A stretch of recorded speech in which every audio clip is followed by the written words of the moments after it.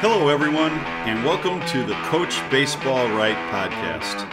I'm your host and founder of Coach Baseball Right, Steve Nicolarat.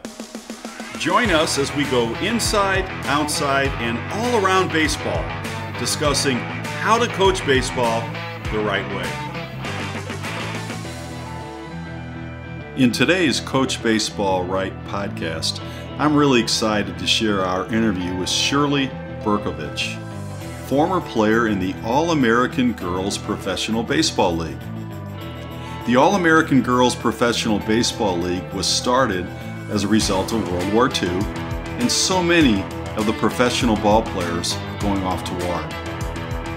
In this podcast, we talk about Shirley's passion to play baseball as a youngster, her start in the league while she was a 16-year-old sophomore in high school, her experience playing in the league, and her appreciation for Penny Marshall, who brought the story of the All-American Girls Professional Baseball League to the big screen with the hit movie, A League of Their Own. Hi, everybody. We are here with Shirley Burkovich, former All-American Girls Professional Baseball League player. Shirley played in the AAGPBL for 3 seasons, 49, 50, and 51. Shirley, thanks so much for being on the Coach Baseball Right podcast. Oh, my pleasure, Steve. Shirley, our Coach Baseball Right program is all about helping organizations, coaches, and parents transform baseball experiences and developments. We started this podcast to allow our listeners to hear different perspectives on coaching baseball the right way. So with that being said, let's jump into our first question. Well, it's been 27 years, I believe, since the movie A League of Their Own was made. Is that correct? Yes. Can you believe that, Steve?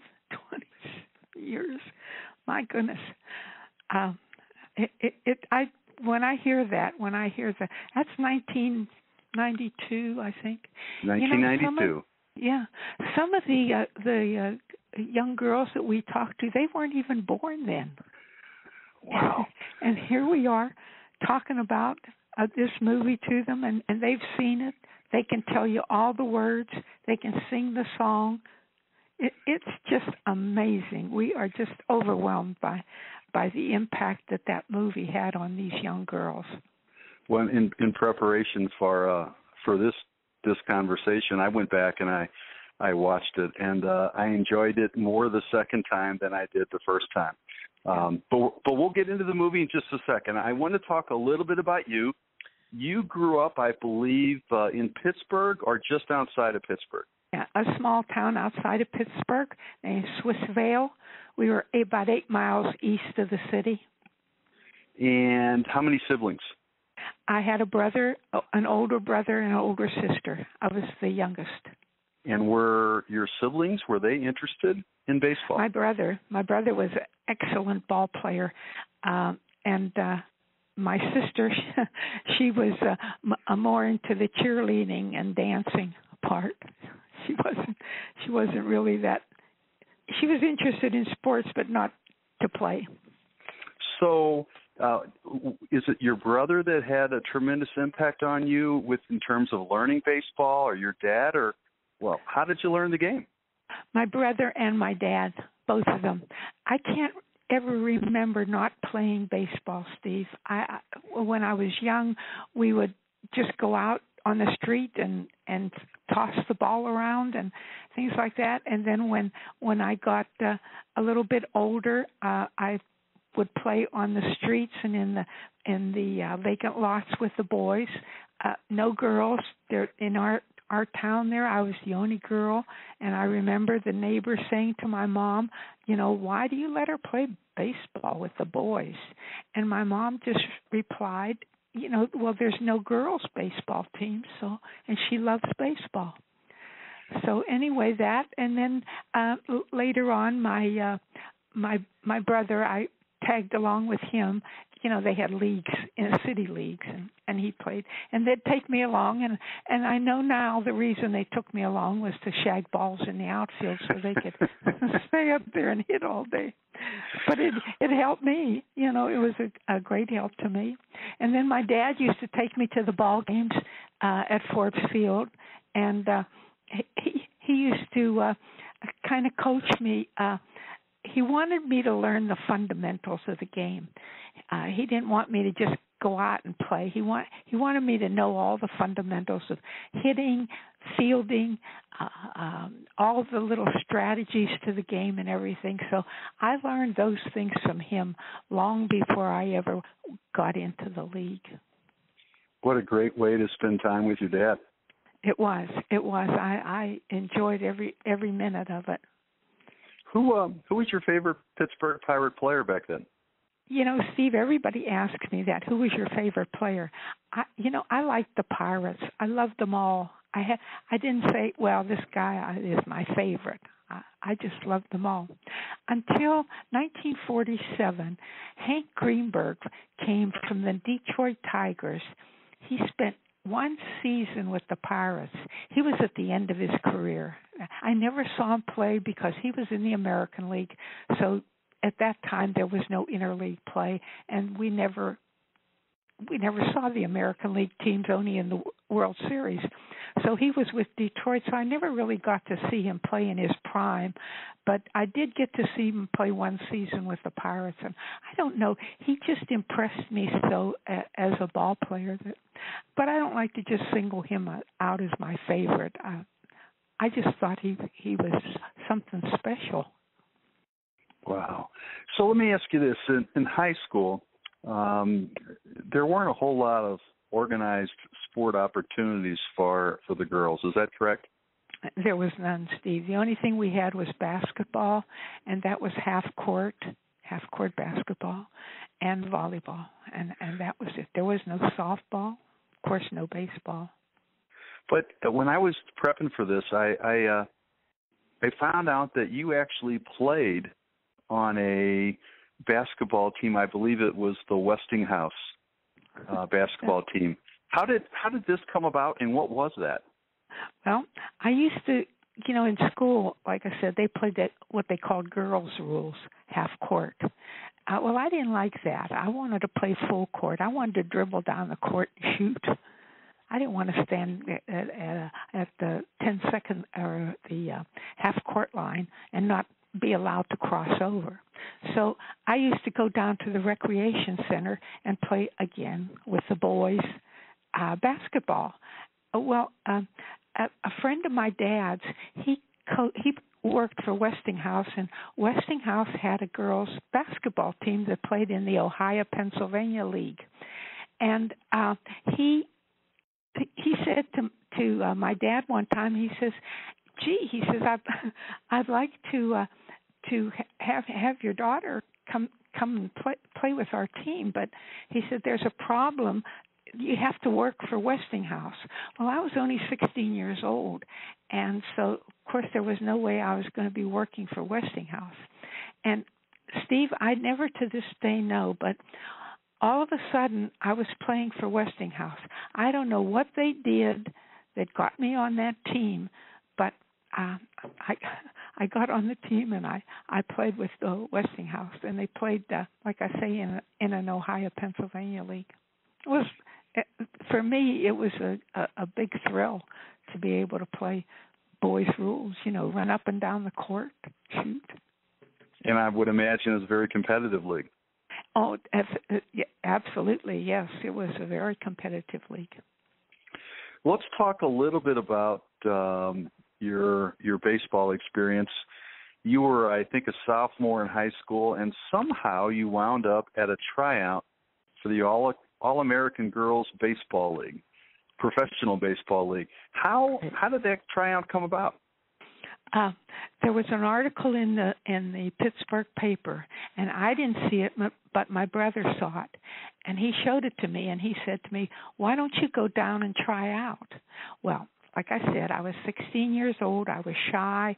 I was scared. I said, "Oh, gosh, no." I said, I don't want to go down there.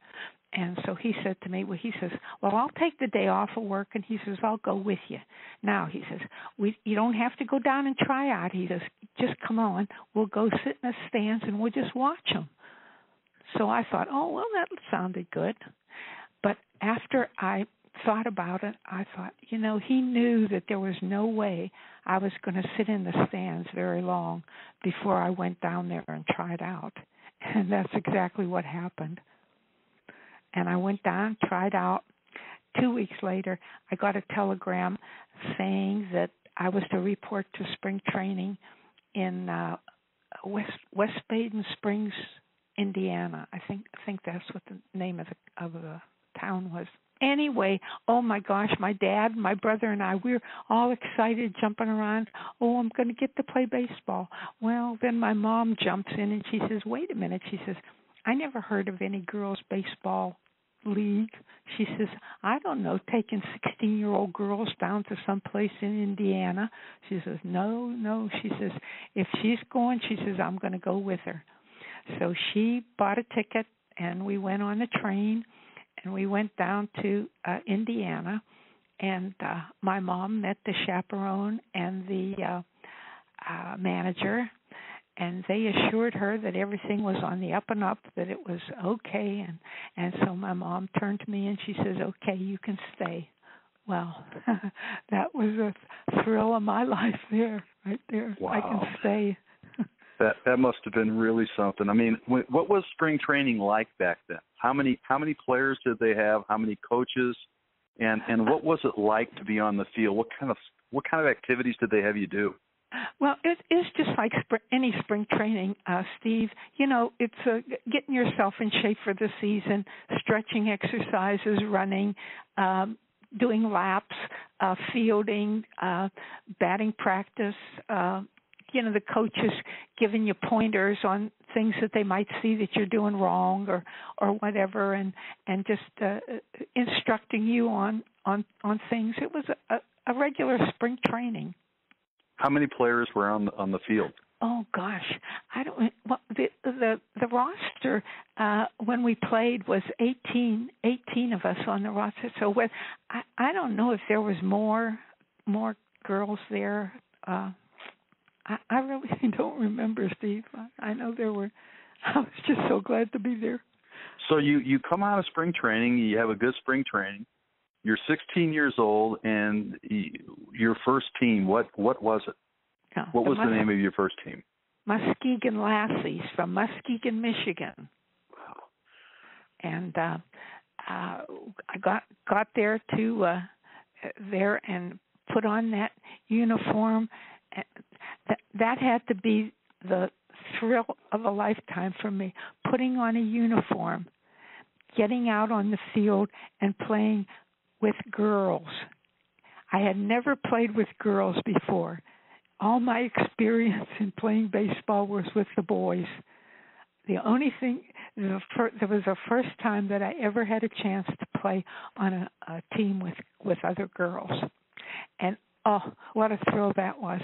But I was scared to death, Steve, because, I knew I could play against the boys. I mean, I had that already set up. I played with them all my young adult life. And so I knew I could play with the boys, but with the girls, I wasn't sure. Man, some of those girls were good. And I thought, geez, I hope I can, hold my own against them. So, what position did you play?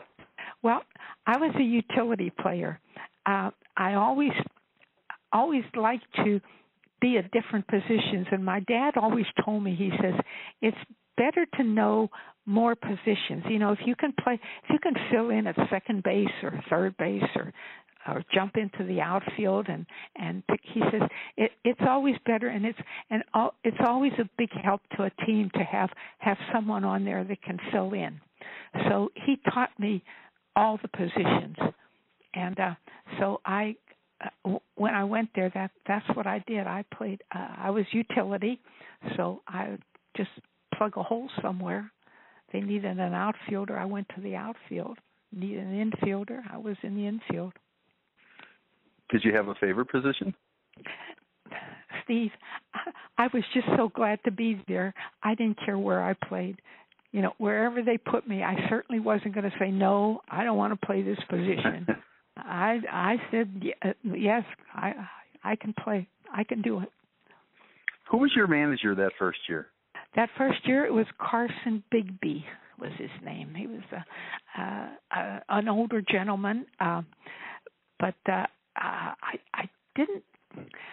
I don't know how to say. I don't mean to say I didn't learn anything from him, but he wasn't one of the managers that helped me the most.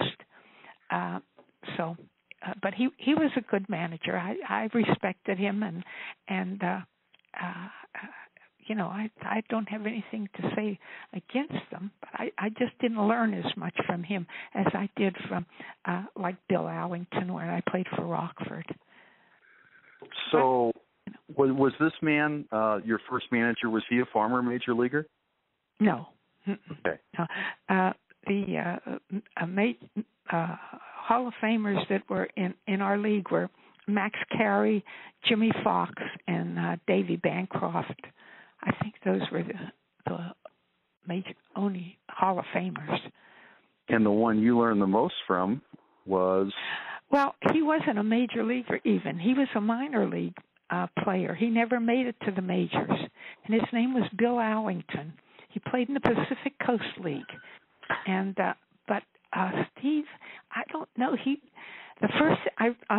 I'll never forget my first day when I got traded to Rockford. I came that next season to Rockford, and the first thing he did was he handed me a rule book and he said, "Learn it," just like that. And boy, I tell you, we got tests on the rule book. And wow. There was no manager I ever knew that told you to learn the rule book, except Bill Allington. Wow. So, what was the fields? What kind of stadiums or fields did you play on? They were recreational fields. They were in good shape. They weren't bad. You know, some of them had a little more weren't as good as others, but on the whole, they were good fields to play on. There weren't a lot of bad hops. You know, we got. Were there a lot of minor league ballparks you played in?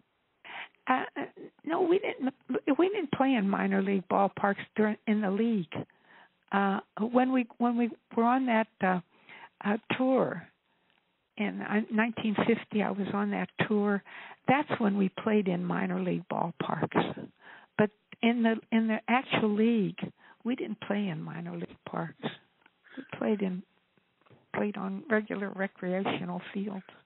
So in '49, when you were in your first year, when you were home, where did you stay at? Did you all stay together, or no? Where did you stay at? That was one of the things in the movie that wasn't correct.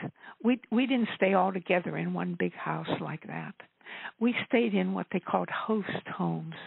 People from the city would take us in and rent us a room. And we would always go. The chaperone was responsible for finding the place for us, the home for us. And there were always two of us that went together. We always had two girls that we roomed together. And then we'd stay in these host homes, and those people, Steve, they were after a while they were like your parents. They'd come to the game, they'd root for you. At night when we'd come back from road trips, there'd be little notes on the table and it'd say, "There's sandwiches in the refrigerator. Help yourself." Wow. You know, they really treated us, like family. And then, of course, on the road, we stayed in hotels. The first year ended, and you went back for your second season, 1950, and you spent, I guess, the entire year on I guess you'd call it a tour team? Yes, a traveling tour team. And what was the purpose of that? It was kind of like an instructional. There were two purposes to it. One was to get send us out to these cities and play and see if we could recruit play. And we did. We held tryouts when we were there, and picked up some girls. And then the other reason was kind of an instructional league to kind of give you more playing time and to kind of give you more experience, I guess is the word. I'm going to call it like a minor league. Okay. Minor league. But you didn't tour. You didn't visit the cities that were in the league. You actually toured other cities on the eastern part of the country. Right. We toured the eastern part of the country. I see. And that was your second season, 1950. Mm-hmm. And then you came back for your third season, and you wound up with the Rockford team. Is that correct? Right. Mm-hmm. Okay. Now they were a pretty good club, right? Yes, they were an excellent club. They were kind of the cream of the crop in the league. They seemed to have I don't want to say the best players, but they had always had a good team. Good. And you were a utility player, and you didn't get to play quite as much as you want, but you were always ready to go. Yeah, right. I didn't get to play as much as I would have liked to, but anyway, like I said, most of the girls that were on that team, they all had their positions kind of sewn up. There wasn't a lot of movement around there. They first baseman was the first baseman, and then second man, and so on. There wasn't, and so I just filled in like give them a day off, when they had days off for practice or days off for rest day or whatever. Because we played 7 days a week, double headers on Sunday, so we played a lot, consecutive games in a row. I think you played over 100 games in your season, if I'm not mistaken. Yes, we did. Mm-hmm. So the third season came, and it was a little bit different for you. It was a kind of time in your life where I think I read that you were contemplating, your future. You were contemplating the future of the league, and you sensed there were some changes going on in the league, and all this played into ultimately your decision as to retire from playing. Can you elaborate on that? Sure. It was, for me, a transitional season. I wasn't sure what I was going to do. I could see that the league was not going anywhere. I mean, teams were dropping out. Cities were, not supporting teams anymore. And I could see that this wasn't going to be going on like I had planned. I had planned for this to be my career. At 16, I figured I would be played till I was at least 40. So I planned on this being my career, and I made no plans for anything else. I was going to play baseball the rest of my life. But when I could see that the league was not going anywhere, I thought to myself, I was single, and I thought I'm probably going to have to support myself, so I better get a job that has a little more security. And I thought about it, and it was the toughest decision I ever had to make, Steve. I mulled over this for months and months. Should I stay and see what happens in the league, or should I take this job? I had an opportunity to get a job with Pacific Telephone, and I thought, what should I do? So I waited, and finally I said, no, I think I'll just take the job and move on in my life. And that's what I did. And then after 30 years, when I retired from the telephone company, I realized I made the right decision. Yeah, that's wow. Let's do this. Let's switch gears for a second, and let's kind of talk about the league itself. I'm going to refer to it as the All-American Girls Professional Baseball League, but I'm told that it actually had several names. And the name switched, I think, 3 times in the very first year in 1940. I think it was 43, if I'm not mistaken. 43. That was the first year. Yes. They started out softball. It started out as a softball. They threw underhand, pitched underhand, and then they changed to sidearm, and then they threw sidearm. But the ball was a softball. Threw sidearm, and then after the sidearm, and I don't know exactly what year it was, Steve, that they went to the overhand pitching, but it was early, maybe the second or third year of the existence of the league. They went to the overhand pitching, and the ball, they changed the size of the ball. And ultimately, you wound up using a baseball, correct? Yeah, yes. The 10-inch ball was used from that point on until the end of the season, and it was a 10-inch ball until the end of the league, rather. End of the league, it was a 10-inch ball.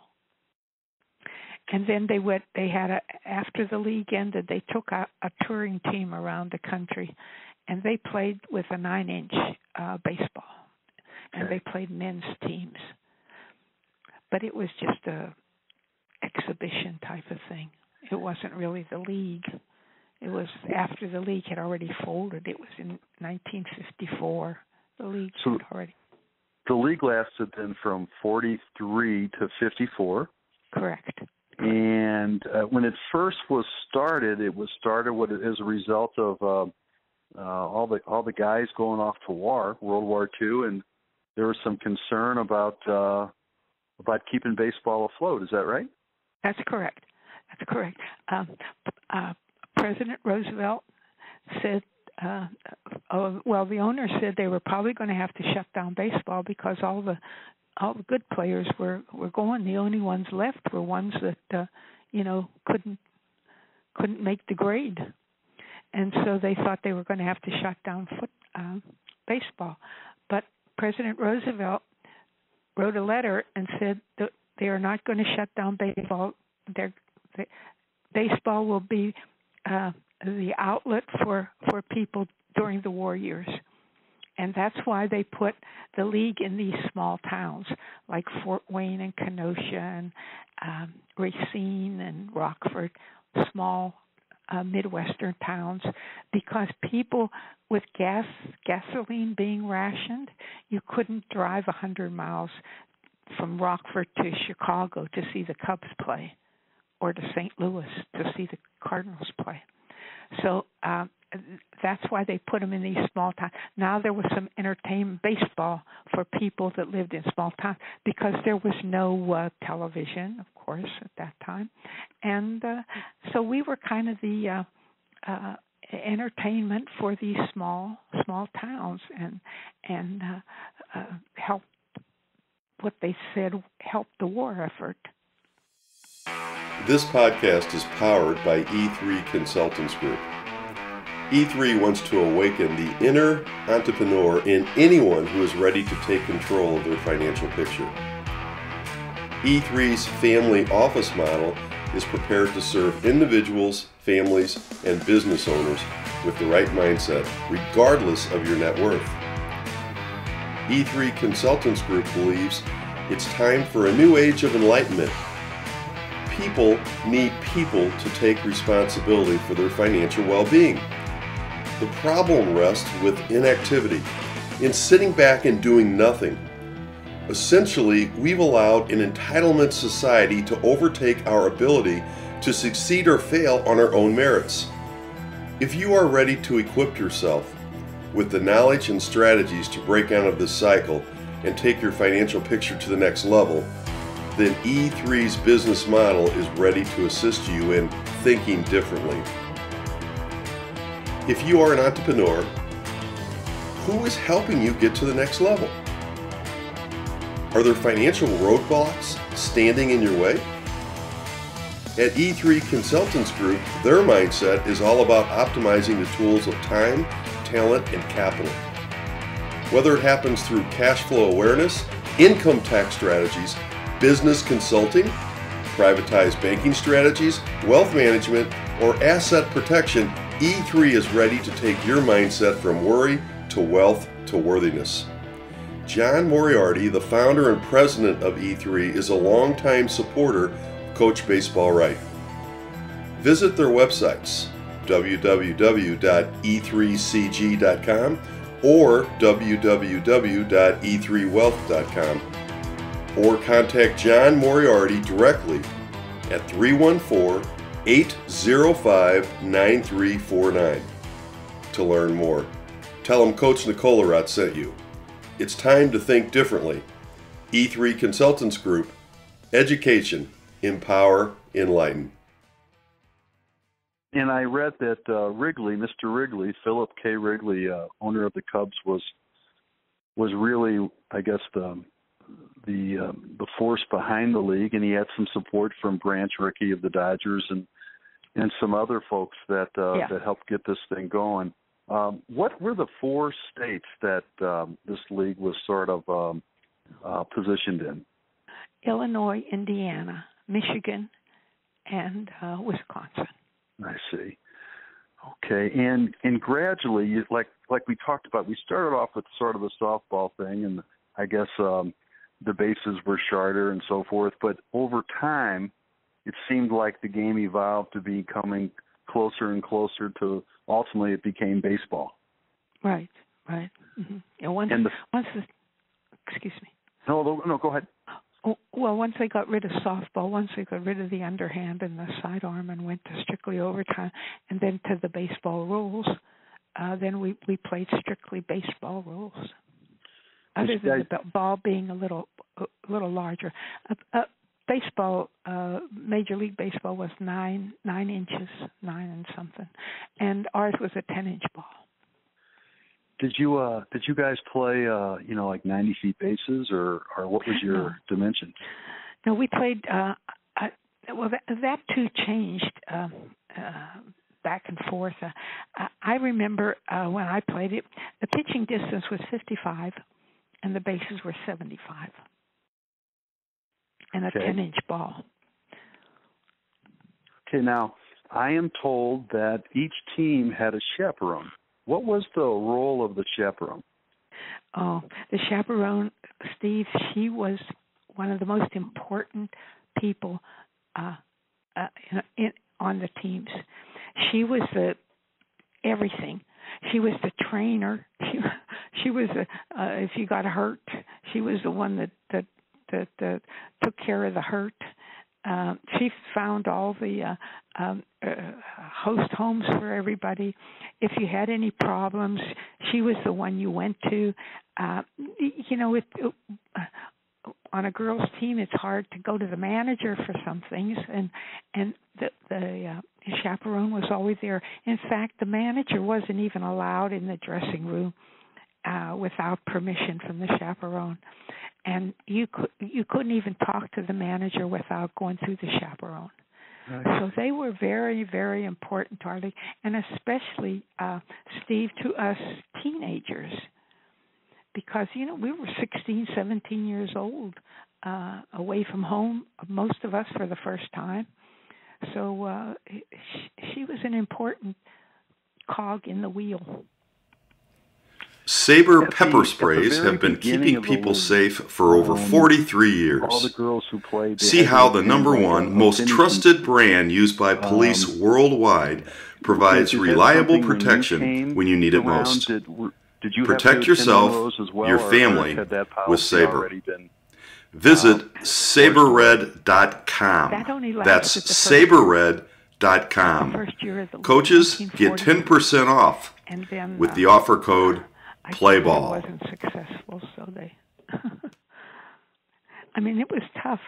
The girls that I've only talked to some of the girls that had to go to the classes, and they said it's hard walking around down steps with a book on your head and a Charlie horse. Wow.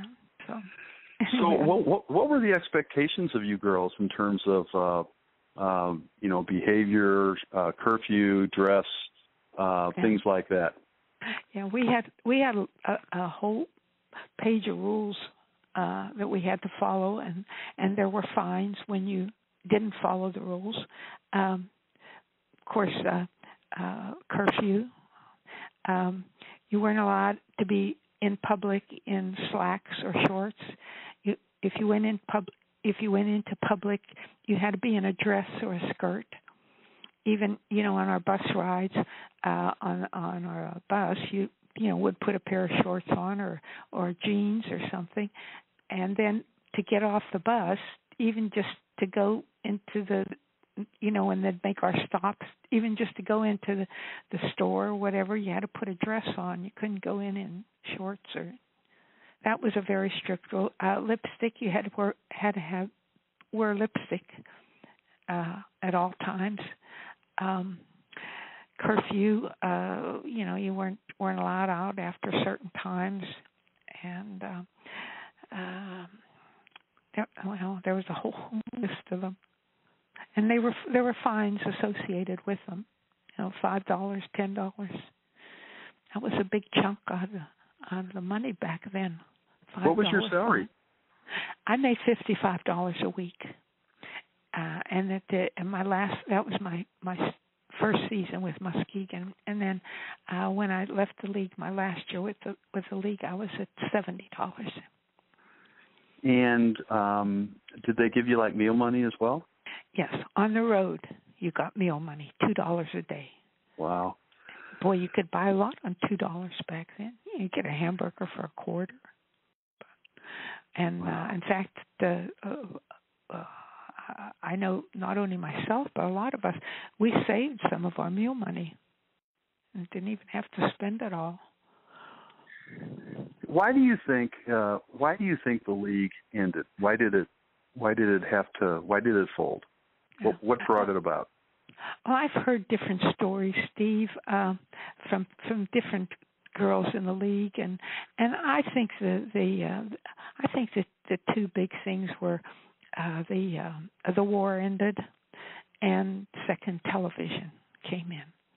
Once television came in, people were able to pick up Major League ball games and sit in their living room and watch Major League Baseball. So why would they want to come out and sit on a hard bench when they could sit in their living room in a lounge chair and watch Major League Baseball?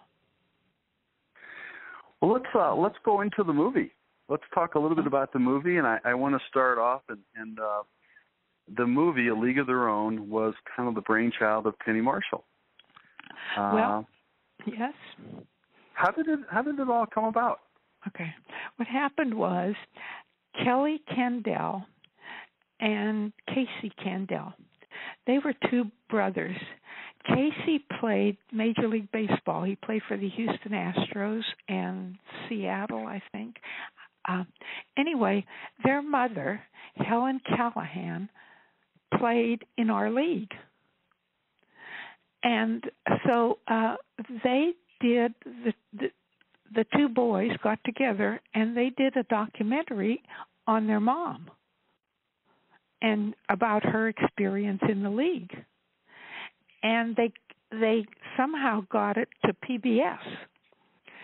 And PBS showed it, and Penny Marshall saw it on PBS. And so she, I guess, thought it sounded like her foresight sounded like something that would make a good movie. So in 1988, when we were recognized by the Baseball Hall of Fame in Cooperstown, New York, Penny Marshall came down to that event, and she talked to the girls. That was in 1988. She talked to the girls and everything to get a feel for, what it was like, what everything. And then she went back to Hollywood and I guess started working on it. Well, it took her until 1992 or 91 to get backing and everything, because I'm sure she had a hard time convincing Hollywood of a movie about girls who played baseball in the 40s. But that's what she did. Went back to Hollywood, got backing, and put the movie together. And thank God for Penny Marshall. I tell you, the AAGPBL owes Penny Marshall a debt of gratitude. Steve, had it not been for Penny Marshall, we would still be sitting around at our reunions selling T-shirts to each other. There was just no way that we were ever going to be recognized had it not been for that movie. How accurate was the movie? The movie was extremely accurate. There were some Hollywoods in there, which I understand Hollywood people have to do that every once in a while. There was the drunken manager scene. We never ever had a manager who was come to the ballpark drunk like that, and they said that it was supposed to be Jimmy Fox. Well, I have to defend Jimmy Fox on that. I never saw Jimmy Fox drunk, and I'm sure that anyone who you talk to will tell you that played in that league and played with or against Jimmy Fox knows that was not true. And then that was one. And then the chaperones, I don't think she portrayed the chaperones like they should have been portrayed. Like I told you before, they were very important to our league. And, the throwing the dirt in her face and on the bus thing and Tom Hanks acting like he did towards her sometime. Those little things like that. And then I told you before, the big house that everybody lived in. We never lived in a big house like that. But the bus rides, the singing, the camaraderie, everything else was strictly true, and she did a wonderful, wonderful job of showing it the way it was. And that's what she was trying to do. She was just trying to show it the way it was at that time. And she only took the first season, the first year of the league. That's why she showed the scene with the what'd you call that? I forgot already. Helena Rubinstein thing where you had to show you how to put lipstick on and all that. Right. Yeah, that. Right. The finishing school scene, yes. Yeah, that's why that was in there, because that did happen in the first year of the league. And but other than that, she did. And then another thing she did that was we all thought was so nice is she invited us, anybody that played in the league, to come to Cooperstown for the last scene of that movie, where they're in the credits where they're showing all the girls playing baseball out there on the field. Right, that's Those right. were all former ball players that came to Cooperstown to be a part of that. Yeah, that was one of the best parts of that movie last night when I was watching it. I really enjoyed that, and I'm sure that the people who made it to Cooperstown, that's just something they're just never going to forget. Oh, I hope so. It was certainly a thrill for us, and something we'll never forget. Because just to have that opportunity, just to have the opportunity to play on Doubleday Field. Now I'm out there and I'm thinking to myself, Steve, imagine who stood on this field. Maybe Babe Ruth, Lou Gehrig. I don't know. Yeah. So let me ask you this: were the actresses who starred in the movie, were they good ball players? Well, some of them weren't bad. Rosie O'Donnell, she had played Little League, so she wasn't bad. And the girl that played shortstop, the blonde-haired girl, I understand she played college softball. And Ann Ramsey, who played first base, she was I would say one of the best. And what's her name? Megan Cavanaugh, who played Marla Hooch, the one that was a good hitter. She was a pretty good ball player. In fact, that if you remember the scene where she was in the gymnasium, and I do remember that scene. Yes, throwing ball, that was her actually hitting. That was not a double. She was actually in there hitting. So wow. She was pretty good. But some of them, like Madonna, those kind of. They weren't so good, but they made them look good. They made them, the catches up against the wall and everything. They had a guy right above her just dropped the ball in her glove, and that kind of stuff. And Gina Davis, those long home runs she hit. Well, there was a guy behind her with a a slingshot with the baseball on the slingshot, and then all she had to do was swing, and bam, he let go of that slingshot. That ball sailed over that fence. So those kind of things, they had to do something like that, because Penny Marshall, when we went to the tryouts in Skokie, Illinois, for the movie, they had the actresses were there, and then they had some of us ball players there, because she wanted to. She was trying to match up players with, like she was trying to match up Madonna with somebody, and Gina Davis with somebody. But finally, she just threw up her hands, and she says, "The actresses can't play ball, and the ball players can't act." So she says, "We're just going to go like this. Just put them in and use trick photography." Do any of the actresses, do they come to the reunions at all? Do you guys have any contact with any of them? We're in contact with not the big stars, not the Madonnas or the Tom Hanks or the Gina Davises, but the smaller actresses like Megan Cavanaugh that played Marla Hooch, and Ann Ramsey that played first base, and Patty Pelton that played second base, and Biddy Schramm, the one that got crying and got hollered at for crying. Mm-hmm. She comes. So those girls we keep in contact with. They come to our reunions. But Penny Marshall, she's been to several of our reunions. She came to several of our reunions. But the big stars, we don't have contact. Well, although we did go to Bennington, Gina Davis has a film festival every year, and last year, I think it was last year, she had her film festival in Bentonville, Illinois, I think it was. Anyway, so she showed the movie League of Their Own, so she invited us to come to that. So we were at that, but that's about all contact we have. You know, there was one part of the movie that I thought was interesting, and you know, there were no African Americans at that time. Yes.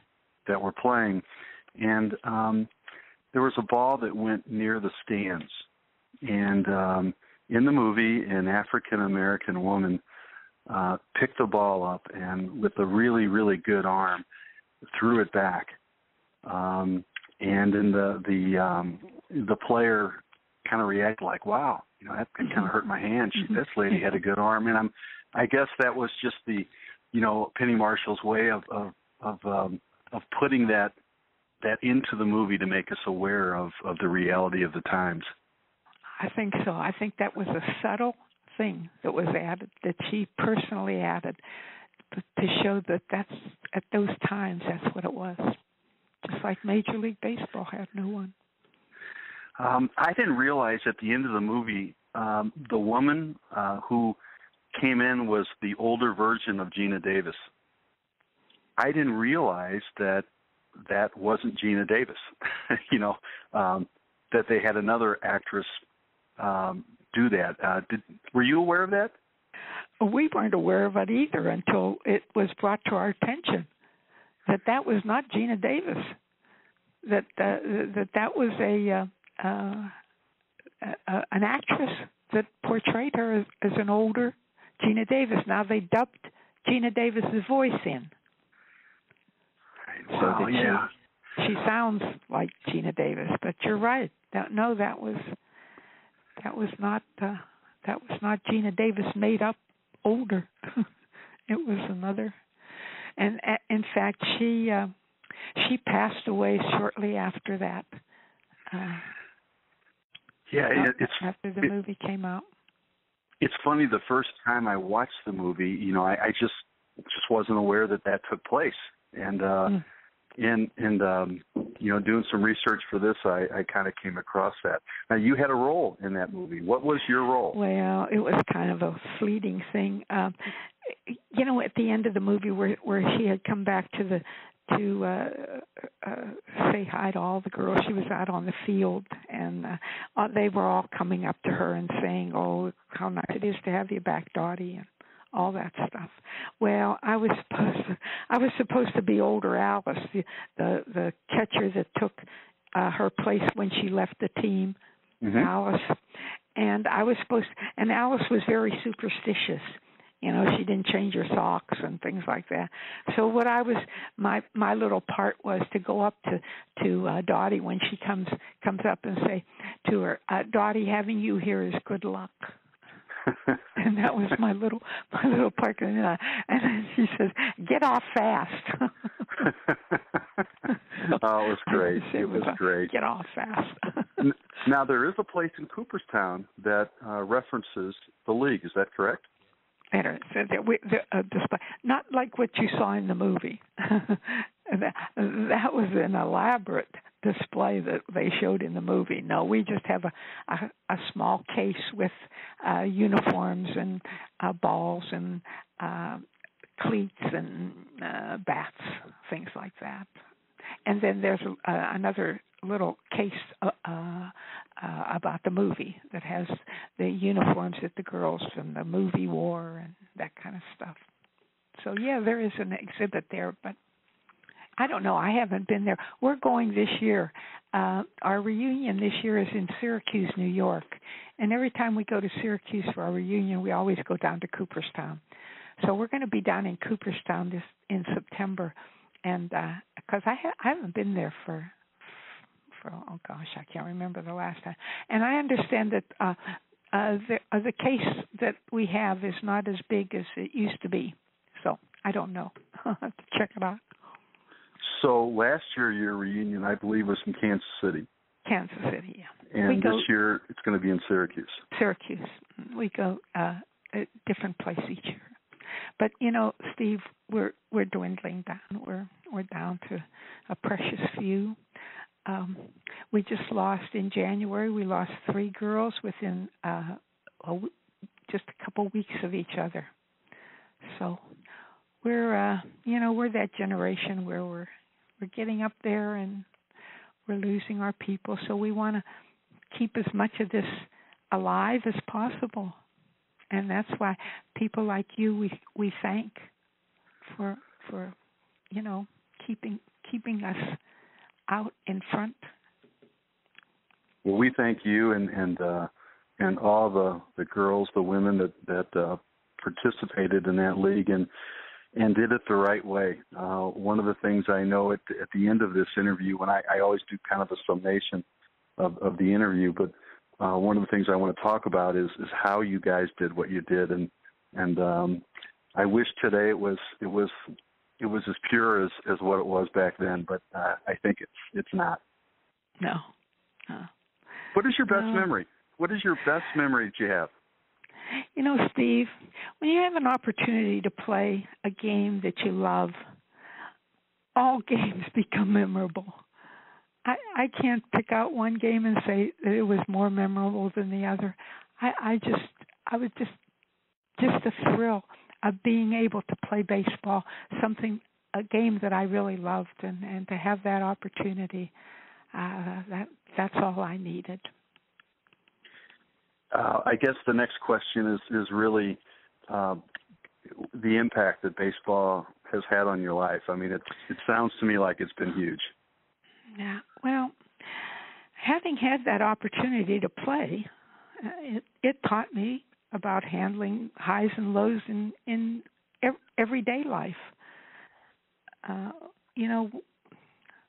And you get that in playing sports. You get those highs and lows, and you also get that in everyday life.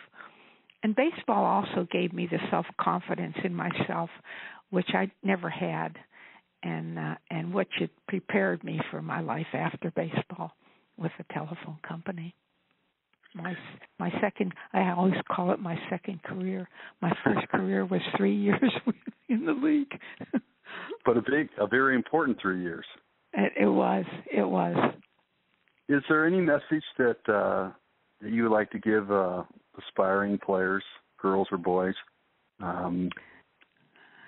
Well, Steve, I signed my first contract when I was 16 years old, and I thought that was going to be my career, never thinking the league would end. I never thought the league would end. I didn't prepare for anything else. My advice that I like to give kids is, if you're passionate about playing baseball the way I was, by all means pursue it. But I'm hoping that someday there's going to be another league of their own. That's what I hope. But I always put a P.S. on that and say, always have a backup plan. Absolutely. Absolutely. Hey, Shirley, listen, thank you. Thank you so much for your time. I really enjoyed our conversation, and I am really sure our listeners did as well. And I wish you the very, very best in the future. Thank you, Steve. Like I say, if it weren't for you people keeping us out there in the public eye, we have you to thank too. So, and all the fans we have, and the young kids that are coming up that have seen the movie and enjoyed it so much. That's the thrill we get, is to have these young people come up to us and say, "Oh, if it hadn't been for you, I wouldn't be playing baseball." Well, Steve, we didn't know we were doing anything special when we played. We just thought we were playing, and now look what has happened in those 50, 60 years. It's unbelievable It is. The lives that you guys have touched in such a short period of time. Mm-hmm. That's what I mean. We're just so thankful for all you people. So, anyway, well, Shirley, thank you. Thank you so much. Now, I will say this. I'm going to. This will actually be on our website in about 30 days. What will happen is I'll send you an email with the link and all that. And if you want to send me, like if you want this to go to your Players Association and put that on their website, they can, they're more than welcome to do that. If there's any place you want me to send this, it's a podcast, and I'll be happy to do that. You tell me where you want it, and I'll make sure it gets there. Wherever you send it, Steve, is fine. I don't have anything special. Okay. Do you ever get to St. Louis? St. Louis? No, yeah. I haven't been to St. Louis for, I can't remember the last time I was in St. Louis. No, Kansas City, I guess, was the closest. We were there last year for our reunion. Well, the next time I'm in California, I guess you're close to Los Angeles, is that right? I'm in Palm Springs area. Okay. Well, the next time I'm in that area, which isn't all that often, but I'm going to look you up and take you on for dinner. Well, I hope you do, Steve. I don't expect you to have to take me to dinner, but I would certainly love to meet you and chit chat some more. We probably have a lot more to talk about. Oh yeah, my uncle. I've coached for 40 years, and I just stepped back this year. Mm-hmm. My uncle managed the Cardinals for 12 years. He's in the Hall of Fame, and it's funny. I never, we never spent much time talking baseball. I mean, he was my uncle. And, now, who was this? Red Shandies. Red Shandies was your uncle? Yep. Oh, he's my uncle, and he just passed away. Shortstop, I tell you. Yep, he just passed away in June. Yes, I know he had passed away. Oh my gosh. Yeah, so for me, what this a is thrill awesome for you. To talk. Well, I enjoy talking about baseball.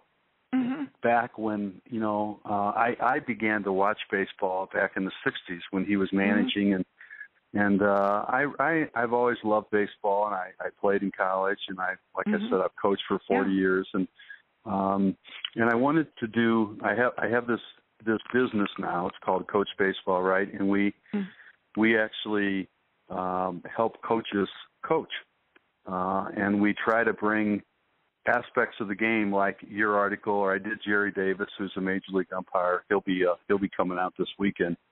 I did him 3 weeks ago, and just kind of an entertaining and enlightening part of the game that a lot of people who love the game might not experience. And when I saw your name and your background, I thought, you know what, I got to do this. I don't know much about that era.